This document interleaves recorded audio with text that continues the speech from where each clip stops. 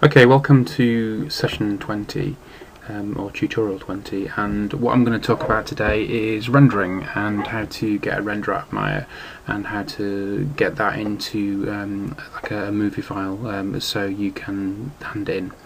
Okay, so what I've got here is I've got a scene where I've literally just get rid of the graph editor here, and actually if I just hit the spacebar in here and go maximum scene, what I've got is I've got a scene where I've animated the camera.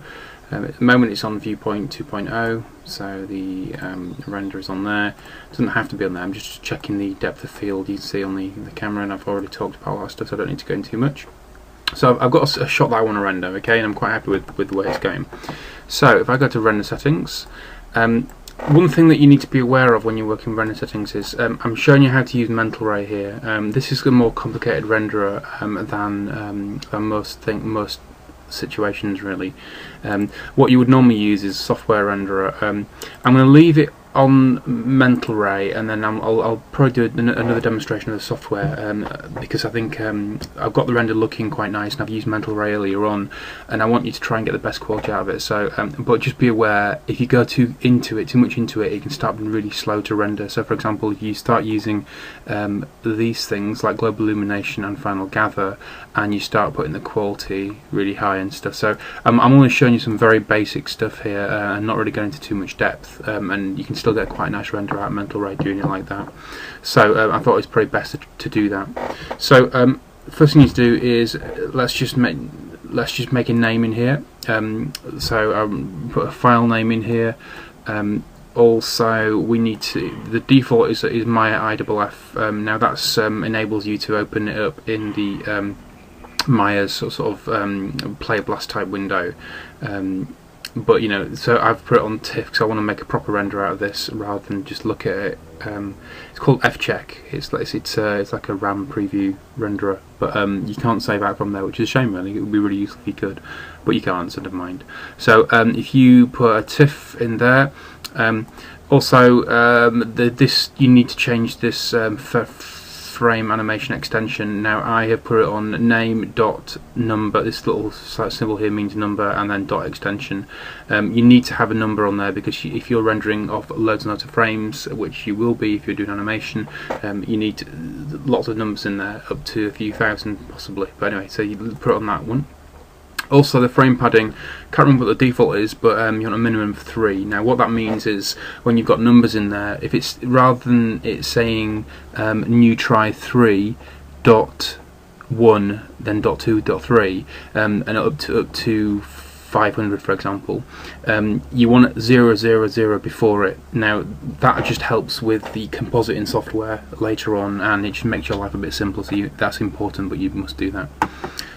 Also I've put in my numbers that I want to render, so this shot is from 1 to 101. Okay, so you need to do that.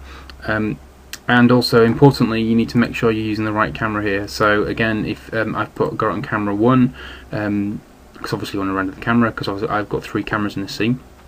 I'm starting off with quite a low render, HD 540. Probably would want to use this one if I was going to do it properly. Oh, actually, hang on. No, let's have a quick look. No, I'd want to use. Which one do I want to use? There, that one. So HD, this one for HD TV. I won't use that. I want to sort of simplify my quality here, so keep the same aspect ratio and render a low version to start off with.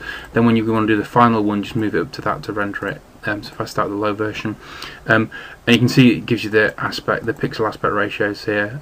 This resolution is on 72, which is if you're rendering for screen, that's fine, because obviously if you're rendering for a poster, you need that to put it on 300. The difference between the resolution and the pixel, it's to do with how many dots you can see. So for example, on a computer monitor, on an expensive monitor, you might be able to see more than 72, but generally speaking on a television or anything that's screen based, you will want 72 dots per inch. That just says how closely packed the pixels are, and obviously if you're printing, you can print much more closely packed, so you can get more detail in there. So that's to do with that. But leave it on the defaults for that, because we're just sort of test rendering this at the moment, and that's pretty much it really. I think under the quality, did I change anything there? I don't think I did. I think I left it as it was. You don't want to start messing around with too much of this stuff, because it can really start adding lots more time to your render. Yep, and I left it. Ray tracing was on automatically. I ticked on ambient occlusion here, and I put an ambient occlusion patch here, but you don't really need to do that. I would ignore that. Actually, this is beyond that tutorial. Okay, so I'm reasonably happy with that. I've made sure I've not got global illumination and final gather on. You could try it, but it'll drastically increase your render times. But I personally wouldn't. I would leave it as it is, and I'm quite happy. If you remember earlier on, I spent some time getting the render looking right, so I've sort of, those are working quite well. So I've got them rendering there. Sorry, the scene set up, and you can take a snapshot render to check, but I've already done that, so I won't waste our time here. So now what I want to do is I want to go into the render view in this bit here, and I want to come in and I want to do a batch render. Okay, so literally I want to click on batch render. There's nothing really to worry about in there. You just press batch and close. Okay, now what that will do, that will start to save those render settings, and you can see down here in the script bit here, it tells you what's going on. If you open up the script view, I'll just drag it back in this, opened it up in a separate window here, so I'll just bring it in here. It can tell you, it's like render diagnostics, it can start to tell you what's actually happening and whether things are working or not. So you can see it says rendering with Mental Ray, and you should start to see it change. So you can see here, it's started to do the render, it's 0% complete so far, but you can see it's 5%, so you'll get a running commentary of what's going on. You can see this is 001 TIFF, so it's rendering the first TIFF, and it takes about 2 or 3 minutes to render each TIFF. And don't forget there are 100 of them. So this is not the entire render. This is the first actual TIFF. Now, rather than spending all the time waiting for that, I'm gonna pause this and go and open up the scene. Okay, so I'm gonna pause the thing. Actually, what I'm going to do, I'm going to close the render. So you can see my mouse is starting to drag. It's really using the processor and slowing things down. So I'm actually going to close that render because I've done one already. So if I cancel batch render, right, and you see it's really slowed mine down, and it's potentially going to crash. Okay, I want to cancel that. So I'm going to make the assumption that I've gone through the whole process and left it for a couple of hours and it's rendered out. Okay, so now I'm going to make that assumption. What I want to do is I want to open up this program called Adobe Media Encoder. Okay, now this is you can normally. Oh, excuse me a minute. There we go, sorry about that. That's always the problem of working at home. You get phone calls from people. But anyway, there we go, never mind. So as I was saying, most people would use After Effects for getting this render looking really, really good and taking it in and putting extra things in there. But what I've done is I'm going to do it the most simplified way. Now, this Adobe Media Encoder enables you to take a series of TIFFs and to save them out and compress them. There are other programs to do it, and by all means use them. You can do it in Flash if you like. It's a bit more complicated in Flash actually, but you can also do it in other programs. There's a lot of freeware programs, but this is one that should be on your machine because it's part of the Adobe suite. So if I add some files here. And basically you navigate to your file. Now what you want to do is you want to go to the first one. So you'll see, if you remember, I put this frame padding which was 3. You can see I've got some dots in front of it. This is actually Neutron number 2. It's one that I've just rendered earlier on. But what's important is you need to click this TIFF sequence because it's a TIFF sequence. And if you didn't have the frame padding there, that wouldn't recognise a sequence and it'd all be out of order and it'd be an absolute mess. So that's why I put the frame padding in. So if I open up the TIFF sequence, it gives me this thing here.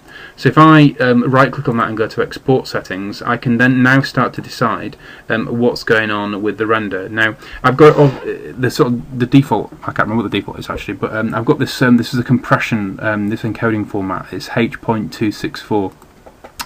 You can do MP3 and you can do Flash and MPEG-4 and I'm not actually that familiar with all those, but I know that this is kind of what is used for television. Also, what's important in this list is you pick something with the same frame rate that you've been working in with Maya. So I know I've set my frames to 25 frames a second. Now this just dictates the output format. You can set it on any of these, but obviously it makes sense, certainly if you're working with sound or certainly lip syncing, to make sure that you're working with the same speed as you're animating to in Maya. So I've left it on here as high quality HDTV render there. So I've clicked one of those. Also, I don't need the audio. Let's have a look here, and I will just leave it on for the time being. You look at the size down here, and I'll just double check whether it makes any difference. It doesn't make any difference because there's no audio anyway. Right, so you can see the resolution here. You can sort of you can play around with these and you can check the quality here, and obviously you can go through and see what's actually going on with the quality to check how. The idea of this is to get the quality as to mess around with the encoders and the compressions, and to check that you're going to get a decent result, and also to try and get it as small as possible. Okay, so if I press OK here, it will start my process. Press play, start the process, and you can see it's going to go through and it's going to use the encoding that I've asked it to, and it's now going to render out a piece. So when that's done that, you can see it's not going to take very long. What you want to do is, I'll show you the final, making another one here. So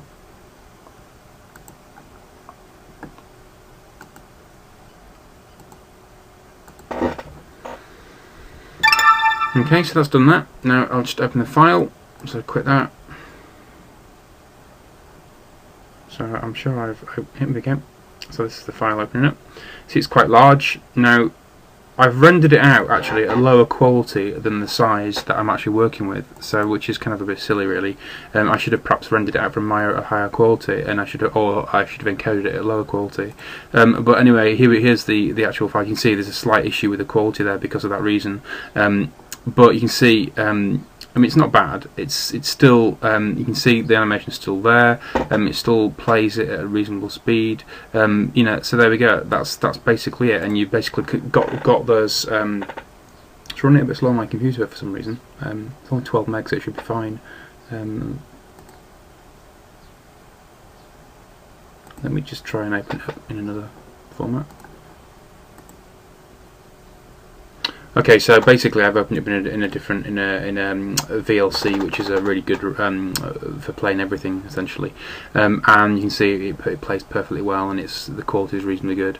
So it's the different type of compression that you choose to what it works with, but essentially that's how you combine everything together, and that's pretty much how you take a series of TIFF renders and you put them into your an AVI or a movie or whatever.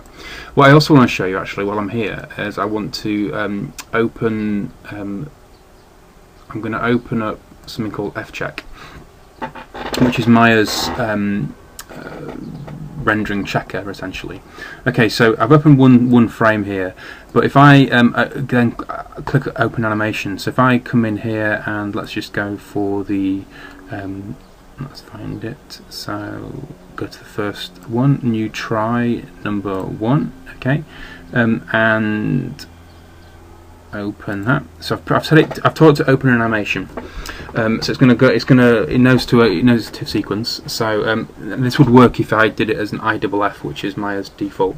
So it's basically the same thing as doing it in the other way, combine them together. But this is a way to enable you to check them without actually rendering it into a single movie, which I don't know why you wouldn't do it anyway. But there we go. I'm just going to show you the sort of the main workflow that you use. I suppose you can change frame rate here and mess around with it. It's going to take a while to open up now. Just look at these numbers. What's going on with the numbers? Oh, it shouldn't take too long, I don't suppose. Right, it's finished its jump. There we go. So we can see this is basically loaded it into its RAM, and you can see very quickly. But you can also left mouse button it and actually scrub through the animation just to check your animation. So if you want to, it's like a play blast almost, but if you want to just double check a certain part, you can scrub through by right clicking. But you can also, if I pause that, you can also draw things. So you can, if I scrub through, so I'm going to scrub through, and I can say, okay, at this point I want it to be, so I'm right clicking there to draw. I want to, you can sort of draw So if I left click going through, so I can actually decide, I can actually start to think about how I'm going to change this, and I can actually, so if I right click to draw lines, I can actually say, okay, at this frame, which I can then tell by making this a bit larger, he says, why can't I make it larger? Because normally you should better see the actual frame numbers. I don't know why you can't see that. Anyway, it's a little bit frustrating. Maybe it's my monitor. Okay, but it enables you to kind of play around with it and to sort of work. And you can, you can put, blah blah blah blah blah. You can write text on it, and it enables you to sort of work things out really. Anyway, that's just that's called F-check, and that enables you to work with that. So that's kind of the wrapping up this tutorial. So I've just shown you how to get a render out of Maya, how to get it to work into a handing essentially, and it enables you to compress it and make it a bit smaller, because I certainly don't want to have massive files handing in when you hand stuff in. Okay.